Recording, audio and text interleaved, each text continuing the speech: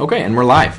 So today we got a great guest for you. It's Chuck Charlton from Royal LePage in Milton. So Chuck, why don't you tell us a bit about yourself and who you are and what you do? Sure, yeah. You mentioned where we're from. We moved here in 2005 from Toronto. Really, Milton has undergone substantial changes in the last even 10 years. Like, we're talking double, triple. I think it's one of the fastest growing communities in the world. And we just saw a big opportunity from a real estate point of view. And it's actually been a lot of fun. I thought I'd be bored, but I enjoyed the town. We have a business here. We've got 3 licensed partners and agents, and we've got a full-time admin assistant. We've done about 100 transactions this year. And and we've done some fun things online. We really, when we came here in 2005, we were the only guys doing anything in terms of websites and in the online world. So I think we've continued to raise the bar and to do things that we really haven't seen other people do. So we'll share more of that today, I guess. Okay, perfect. Yeah. So now, before you moved here, were you in real estate? Yeah. I had a couple years in Toronto, so I got to see all those. Okay. Any Toronto agents listening can remember the 30 offers at a time and things like that. So that was something that the smaller community about a half hour west of Toronto just didn't experience. Right. It just wasn't happening. Maybe 1 or 2 offers on a good property, that kind of thing. So now, obviously, this is a niche agent or niche agent. So what do you use? Niche or niche for you? Oh, it doesn't matter. Okay. Niche rhymes with itch, so let's call it that. We'll scratch the itch today. Okay. So why don't you tell us a bit about why we're interviewing you and what your niche is or niche is? Yeah, I've got a couple things that I've discovered really as a result of building lists of buyers and sellers. And so we had in marketing speak, a squeeze page, which online we paid Google to showcase it. And so someone would leave their name and email, and so we would have that contact information. We'd have an autoresponder set up. And so what we ended up with was, after a couple of years moving here in 2005, probably 2008, 2009, is we had a rather large list, 5,000-6,000 people. And so we actually were getting too many requests for information. It was like we were inundated with people saying, send me listings. And so at that point, there was almost like a bottleneck effect. And so what we did was we transitioned that into, okay, well, we don't need to figure out who the good people are. We have a big list. And so now what we're going to do is we're going to build a site. And so we call it miltondailyhomes.com. Okay. And the listeners can definitely check that out. And so we created a site where we basically interpreted the information, and we put a video up that specifically spoke about every listing that came up on the market in Milton. So there might be 5 to 25 new listings a day.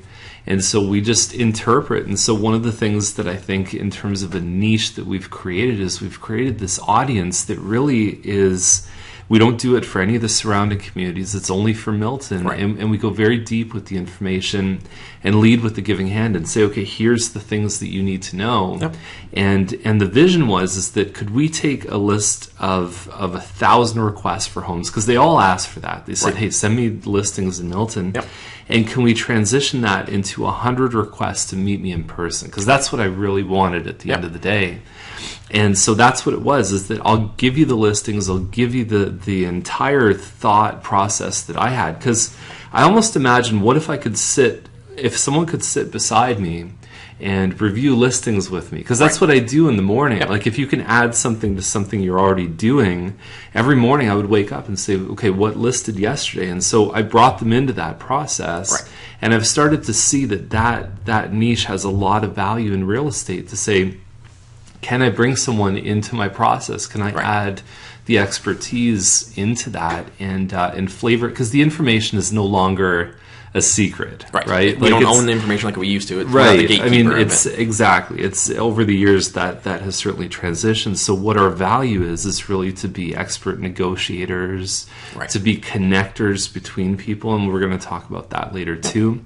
And really just to interpret information, to be the consultant, and to be the person that they see as an expert. And I've put in a lot of time. You got to put in the groundwork. Like, you have to know your market if you're going to do something like Milton Daily Homes. And that shows because you focused just on Milton alone and not the other areas. So just for scope, so people understand, the population of Milton is about 100,000. About 100,000, yeah. So it was about 30 until it was. boomed. But there's even enough business. You figure in a town of 30 or 40,000 people, or I find a lot of the agents in Toronto in a community of multi-millions, right, that they think they need to be the expert from sea to shining sea. Yeah. And you think about, even within a 1 kilometer radius of where you are right now, how much business is there? How many people are going to be moving in the next 12 months in that 1 kilometer radius? And there's a lot. And so even in terms of friendly competition between agents, there's nobody in my marketplace that has probably more than a 10% market share. Right. So, there's so much that's available. And so to start thinking about things, I remember I heard this advice years ago from someone who worked in a close community to Milton in Georgetown, and they said, what if it was the island of Milton or the island of Georgetown, right? Where you just couldn't go off because it's so tempting. 10 minutes away is Mississauga, is to say, okay, well, that's a community of 700,000 people.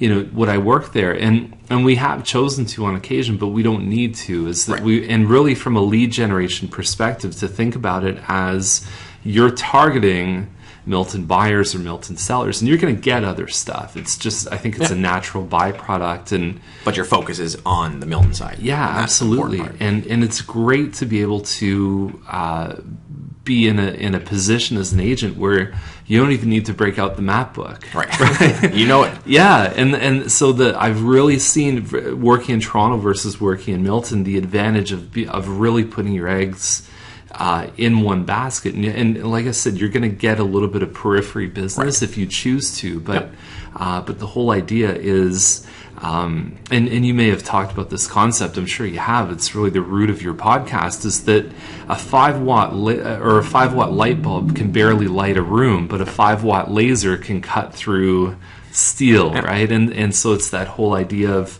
mile wide and inch deep versus what we're trying to do is to go mile deep and just an inch wide. Very, very specific. So now to get that list of 5,000 names, which is very impressive for a town of one, or small city almost, of 100,000 people, what were the strategies you used to do that? Because a lot of agents, again, new agents, even seasoned agents, will spread most of their marketing budget way too wide, do a lot of stuff, and then not get that kind of result. So obviously, you were focusing on something. So what were you doing to get that? Yeah, I mean, the whole lead generation business to me is actually very, very simple. And I've taught this many times at different seminars and talks, is the only thing you need to be concerned about is what are they going to trade their anonymous status to get, right? So if you have tasty enough cheese and you have a lack of whiskers, in other words, if you're not showing up as the salesperson who's going to jump on them, if you have a site that, let's say, is a little less branded or even not branded, not really, I don't even own the website with my name because I know nobody cares about it. I don't have chuckcharlton.com.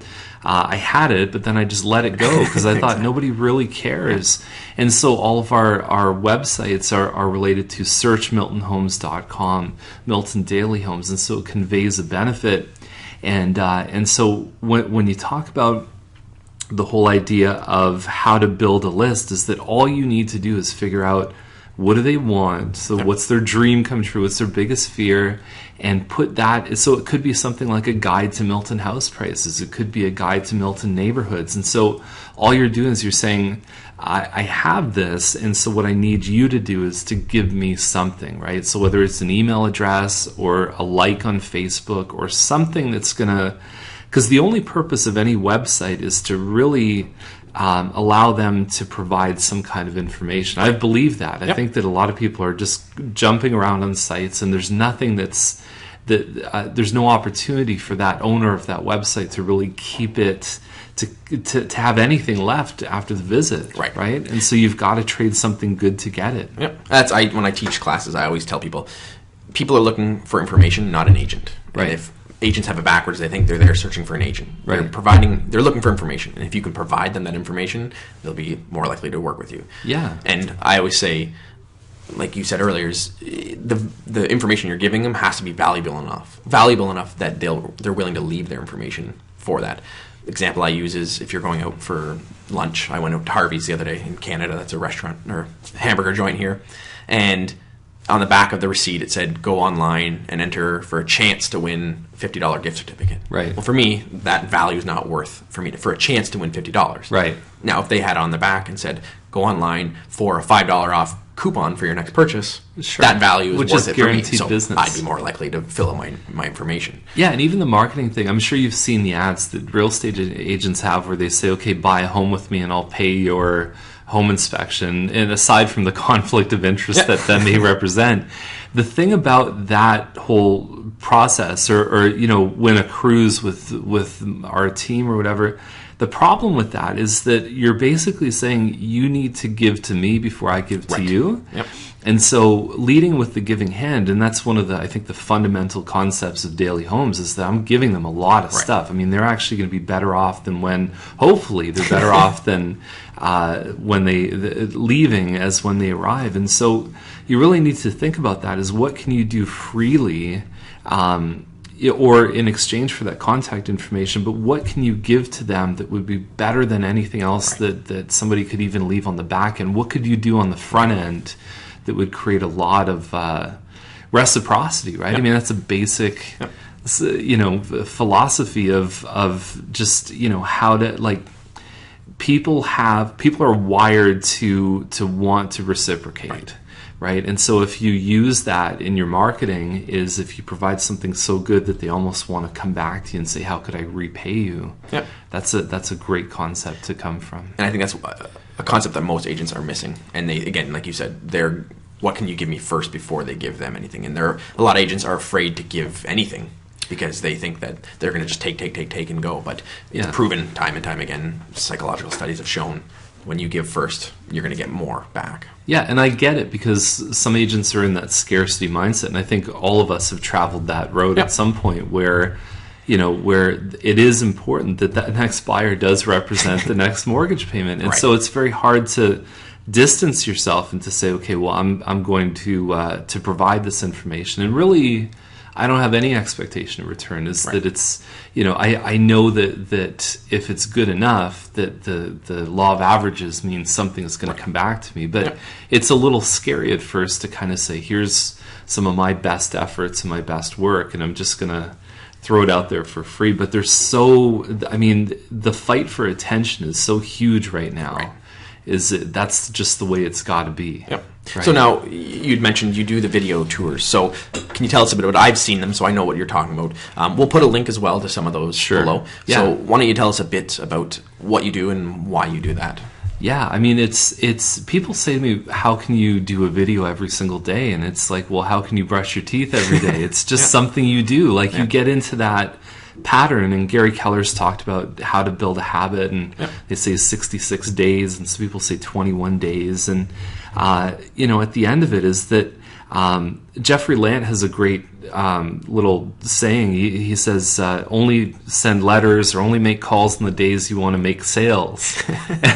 And so the thing about doing the videos is I know that it provides a good income for us. And so I think I did the calculation one year, and I think we make more than $1,000 per video that we make. Or you could even almost scale it back and say, we make $100 a minute, or whatever it is. I mean, I don't know those exact numbers, but the point is that you're probably some other things that people say is, well, how 5 days a week you send an email, people are going to unsubscribe, and initially that happened. It was interesting because we had a list of 6,000. Within the first week of doing the videos, we lost 20% of our list.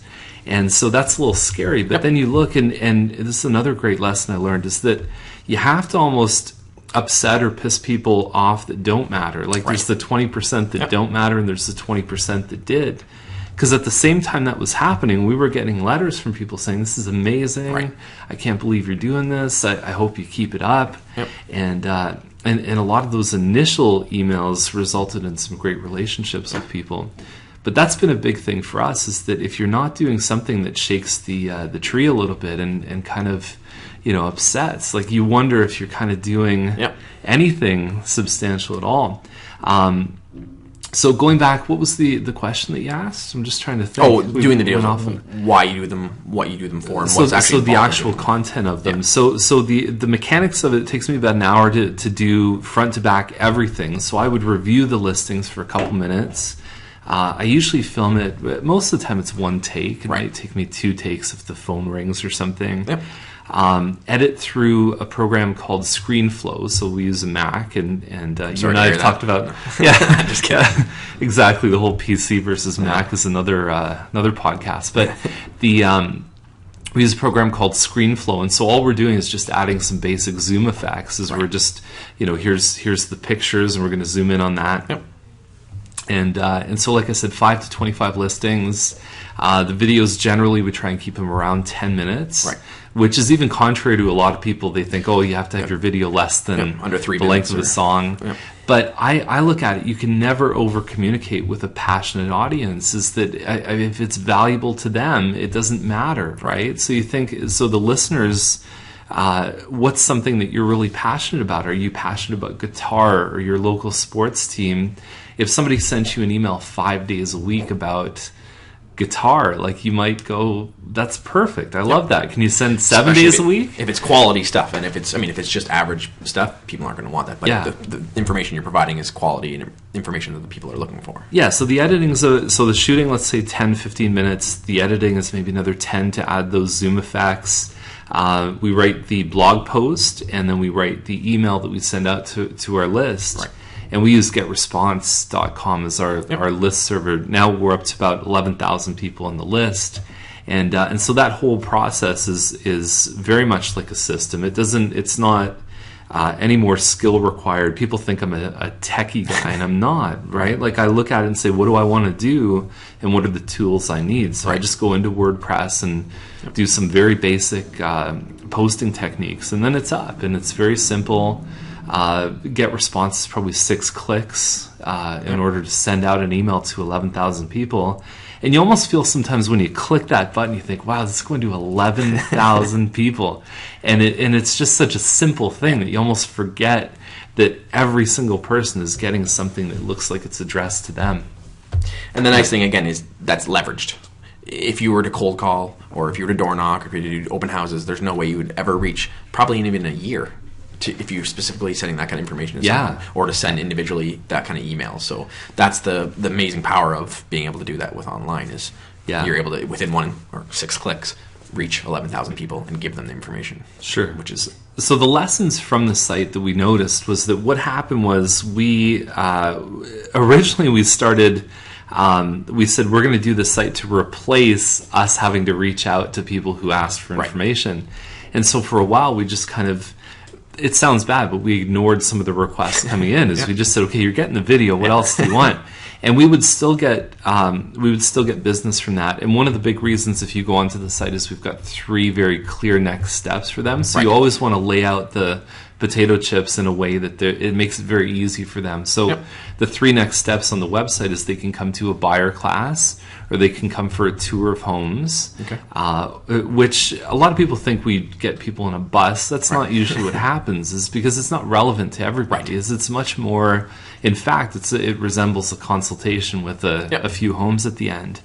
And then the third thing is that they could meet me at Starbucks as well. So how often are you at Starbucks then? Yeah, you know what's funny is that anything that you put out there is really, we even had the guide to Milton prices, like we had 150 requests for it before we actually wrote the thing. Wow. Because people want, it's like they request the drill bit, but they want the hole. Right. Yeah. It's like so you call them up and you say, okay, well, instead of the guide, why don't we just get together and then we could send you a customized list of homes that match what you're looking for. Right. And so it's funny because those things out there, and I wasn't trying to do a bait and switch. It just so happened that that what we learned from that is that people just want to buy a home, right? And so whatever little plate of cookies that you want to put out there is something that you're offering. I mean, it's always a good idea to have it, but if you don't, you find that really when you connect with people, is they all they're just looking for a place to live. Right. Right. And so if you show up as with the right mindset and there to help them genuinely, the business still continues to happen. Yeah. So now you've amassed this large list. Yeah. What's your next steps with it? And I know you're working on we're doing a bit of a redesign. I mean, obviously there's new things now like responsive web design, which means that it would show up nicely basically on any device. Right. I mean, there's so many different ways that people search now. I mean, we've really found it's almost a third between desktop, tablet, and mobile now for people going to that Milton Daily Home site. And that's been a big difference because even back in 2010, I mean, that was, I think, just the start of the iPad. I don't know when it actually launched, but it was sometime around then. It was mostly, so February 2010 was our first episode. And so that was a desktop culture. And so it's really transitioned very quickly. We're just going to continue with the list. I mean, obviously we pay a lot to Google AdWords, and so we're working with a company called WordStream right now to improve the efficiency of how we bid on keywords and being there. I think when people are those long tail searches, just doing a better job of actually saying, okay, here's what you're looking for, and so that'll obviously be more efficient. Growing the team. The nice thing about when you have a proven system is we know that 20% of the people that go on to search MiltonHomes.com are going to leave their email address. Right. And so at that point, it becomes a game of, okay, how many emails do I need in order to get this many appointments? Right.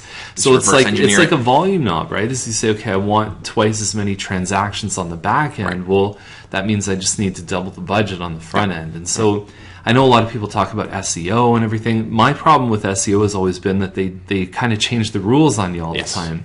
And I would rather say, how much money am I putting in and how much am I getting out? And so really what we look at is for every 10 forms that are filled out, and we usually get about a 20% form fill out. So the whole dynamic is if I get 1,000 people to see my website, 200 people are going to leave their email address. And then about 40 or 50 of them are going to fill out a form. And generally, that we're about a 1 in 10 to appointments, right? Okay. So 40 or 50 should lead to about 4 or 5 appointments. Right. And so to know those kind of numbers is definitely a very beneficial thing to a business owner. And that's where you get to the point where I can't do it all on my own. So now I've got to get people who can run the system as good or better than me. And I know a big breakthrough for me is to see one of my team members actually do the buyer presentation better than I can. Which is good. Right? Yeah, and it's like something switches in your mind where you sit there and say, I don't need to be everything to everyone. Right. Is that so even in terms of niching my life and my business, I mean, I think I've done a pretty good job at saying, this is my unique ability. And so doing the video and then really just connecting with people, and my team loves it because I just set up success for them. Right. So I've almost transitioned from being the chess piece to being the board, right? To being someone who provides a game worthwhile for the teammates to play on. And so that's exciting too, is to really look at all the things that you do in your business and say, what if I could only do 3? Right? Or what if I could only spend 4 hours a week on my business? What would I do that would lead to the success, right? It's that 80-20. So niching is not just about target audience, it's also about how you choose to spend your time. You can niche your own abilities in your business too. And I really work a pretty balanced life. So I mean, I did probably 50 transactions this year. Not many weeks where I worked more than about 40 hours a week. So you've definitely got it down, and that's systematizing it and knowing exactly what to expect, and you know what you're going to get out of it, and you know how much time you need to put in to get that. Right. So. Exactly. So now tell us a bit about you said you were talking about the Chuck LS. Yeah, the Chuck LS. So this whole concept came from, okay, I've got this group of 11,000 people. We've also done a postcard that's attracted some information for people who want the Milton price report. And so we've got a list of potential sellers, people that are probably more likely than the average person to want to sell their home. They put their hand up and they've reached out. So. Right. And so what I've thought about is how can I create little matches in between those two lists, right? Because I know that there's a potential seller somewhere in that list of 750, and there's a potential buyer who wants to buy it. There's enough spread there, and again, the law of averages just says that. So what we've started to do is we've categorized every single seller who has requested that price report. We put them into a neighborhood. So there's 11 neighborhoods in Milton. And so we've said, okay, what neighborhood do they live in? Right. And if you know your town, you can just look at the street and figure that out very quickly. The second thing is the price range that they're in. Right. And what we've tried to do is to categorize by price range A, B, C, D, and so on. Okay. Because the problem is that if you put that their home is worth $300 to $350, a year from now, that's not relevant information. Right. But I know that all of the group of price range A next year is going to be worth 5% more. So I can just adjust the numbers on price range A. And then the last thing is the type of home that they have. Is it a condo? Is it a townhouse? Right. And so with those three pieces, if I had somebody who came to me and said, I want to be in a specific school district, okay, well, one of the 11 neighborhoods, I can pull it off and say, okay, well, there's now 42 people out of the list of 750 that maybe I should just reach out to. Right? And so, or if they're looking at a specific price range, I can say, okay, you're 4 to 450. Well, I've got a list of 78 people there. And so you can start to really use these flags in your database and say, how can I, it's almost like you kind of think about who you're showing homes to this weekend, and then if the MLS was the last place that you looked, right? Like, what would you do? What if the MLS didn't exist, right? And so I think about, okay, I'd probably go to the for sale by owner sites. I'd probably go to my past clients. I'd go to this list of potential sellers. I might look up expired listings. I suppose that's a back-end MLS inquiry that you can make. But if the current inventory wasn't there, what would you do, right? And I think that there's a lot of value in that just from the selling side. The service you can offer to a seller, because you can say, we can make it very simple. Take care of the transaction. We've got a list of buyers for you. And also on the buying side, I would imagine that's a huge value for you to when you're meeting with buyers, you can say, we've got a list of homes that aren't even on the market. Because I know a lot of buyers are looking for that golden nugget. They're looking for that.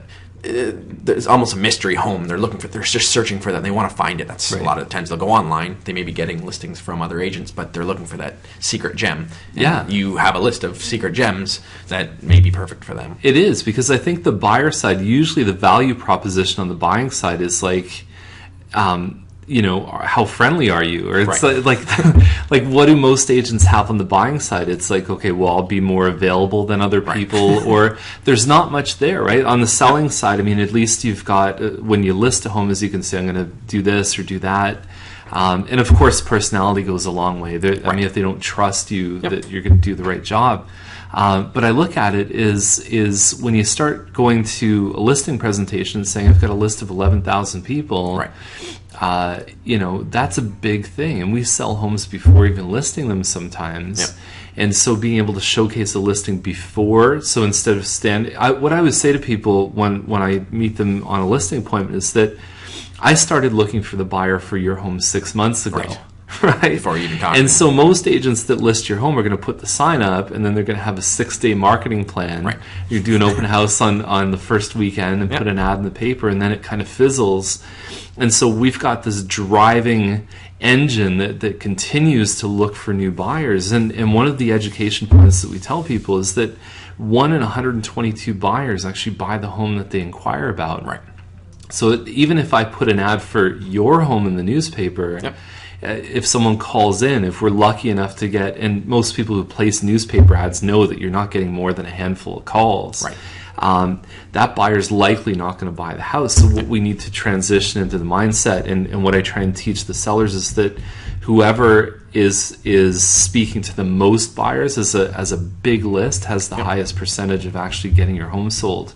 And that's what they want. I mean, you might have the fanciest keynote presentation, you might bring your iPad in and show the sellers all the cool stuff you can do, but if I walked in and said, I've got a buyer, how much do you want to sell for, and when do you want to move, like everything else is to make it a little bit more palatable. Like, okay, well, we're making feedback calls. Yeah. Well, what if they don't really want feedback calls, right? They don't want to allow strangers into their home. They want to sell, right? To get the darn home sold. And so the closer that you can get to that finish line, I think the more they're going to appreciate the value. That's real value for a seller, 100%. Right? Yep. Like I sure you want to have nice feature sheets, but it's all just to make the process a little bit easier on them. I'd rather get my home sold and have ugly feature sheets. Sure, and have pretty feature sheets and not get my home sold. Yeah, I'd rather have no feature sheets, exactly. Right? Like I would rather just click my fingers and sort of have everything done. Yeah. And so to think about that as an agent is that there is a group of people that I think our industry is really transitioning into like the sort of cheap stuff or the concierge stuff. Right. Is where, we might even find some agents that have started to build into their process. Well, what if you could just sort of one click an entire moving process, right? So if they could call you up and say, okay, well, I've got the buyer for you. Yep. I could help you. I've got a team that's going to help you pack, and then we'll call everyone that needs to be called about your move. And so all they just need to do is sit back and enjoy. Yep. People will pay for that kind of value. Sure. Yep. Yeah. And so we tend to think of our process as just real estate, but I think that we have an opportunity to connect to the entire process and to really what would be their dream come true as sellers or as a buyer. Right? Now, I know a lot of mistake or problems that a lot of agents run into is objections with price, different things like that. Do you find you still get the same objections that a typical real estate agent would get by having this? Can you walk in and say, like, do you get the objection over price when you say, I've got a list of this many people, or do you get people fighting back? Or so someone who's listing their home saying, I don't want to pay this percentage commission or whatever. Or do the people that you bring in, are they seeing the value and are they willing to pay for it? Yeah, I mean, it's almost like they're getting exactly what they wanted without the painful process. Yep. And so to educate them through that, I think, is important. Ultimately, that's a skill-based thing, is for the agent to be able to, to justify their fees, right? Like, you don't pay the brain surgeon for the 12-hour surgery. You pay them to fix the problem, right? And so that's the whole thing, is that you're paying me. I don't get paid on a retainer or on a per hour. I get paid for results. Right? And people need to remember that as agents, is that my results is that I'm a connector, right? I'm an interpreter. I'm a negotiator. That's our high dollar value stuff. It's not, well, I'm going to put it on MLS and put a sign up. Or make a nice feature sheet. Doesn't matter. Yeah, it really doesn't matter at the end of the day. That's your niche as an agent, is to really identify these things that, as the information becomes more ubiquitous, is that what are we really doing to change people's lives? And to me, those are the three things that I think handling the transaction details would be another one that we alluded to. Those are the things that I think really matter. Okay. Well, it's a good grasp on what you're doing. We just wrap up with the golden nuggets. So what would you say is one good takeaway for someone, any agents listening, if they're looking to do something similar, or just some advice for people? Yeah, if I were to summarize, I think what we talked about, number one is to just kind of build a list, right? Is to start building a list, communicate with it in a valuable way. But I think that if you collect a group with a common interest, like buying a home in Milton, it's very easy to provide. You've got new information every day. Right. I mean, you have a choice to either do something once, like a video that's going to continue to remain valuable. We did a flight over Milton. I've seen those. This is a great. Right, yeah. So we got in a plane and talked about how the town is growing. That's something that's going to remain there. Yep. But I think that you can also have the ongoing new content, which is obviously the listings and the market and how everything's going. Right. So building a list, how you do that is you provide them with valuable information, really that they can't find anywhere else. And I think, just like I said, to think of yourself as the interpreter of information, to think of yourself as a connector, is once you've got lists, how do you make the matches in the list? And to really think of yourself as the overseer of all the transaction details. And that's really, I think, what we've committed to on our team, is to really be the best in the world at those. Because I've chosen not to be the cheapest agent. Right. And I think moving ahead, it's a well-positioned model to continue to grow. And no matter what happens with the industry, I think that's going to remain very consistently valuable. Yep. Yeah. Good. Okay, so what's the best way for people to get a hold of you or check out what you're looking at, some videos or websites or anything like that? Yeah, I mean, like I said, it all starts really, like what we pay on Google for is for somebody to see the site, search miltonhomes.com. Yep. So if you leave your name and email, and it's got all my information on that site, but if you leave your name and email, you're going to see what we actually do. Right. Do you mind people doing that? No, not at all, because that's the other thing. It doesn't cost me anything extra to send an email to 11,000 people as it does to 10 people. Yep. And so they can kind of see where we're at with that. The new website should be launching, I would think, probably this month or next month. Okay. And so we're sort of end of year 2013. So I would think by early 2014 we'll have the new site up, and hopefully that'll be good. Perfect. But yeah, it's one of those things where the most important thing is that I mean, people think it's the website and the videos. Right. The truth is, I send more emails than everyone else. Right. Right. Like I said, I did the math. I think it's 2.2 million emails I send. Wow. To that list, right? And yeah, you get your unsubscribes. You get the people that say stop. They'll almost insult you, and you just kind of say next because you know that for every one of those people, there's another person who really has who is in love with what you do. And that's what you want. You want that you're boiling down that list. You're getting rid of the crap, and you're making a more concentrated list. So the more that happens, a passionate group of people that are really, because that's I've heard Seth Godin say this, is that how many people would miss you if you stopped communicating. Yeah. Right? And that's one of the measures of how valuable is my stuff is would they miss me if I'm gone? And I think there legitimately are people that would miss what we do if we ever stopped. Perfect. Okay, so thank you for being on the show. We really appreciate it. We'll be sure to get that out to our audience. And if anyone has questions, you can get a hold of them through the websites. So great. Right, thank you very much. Thanks.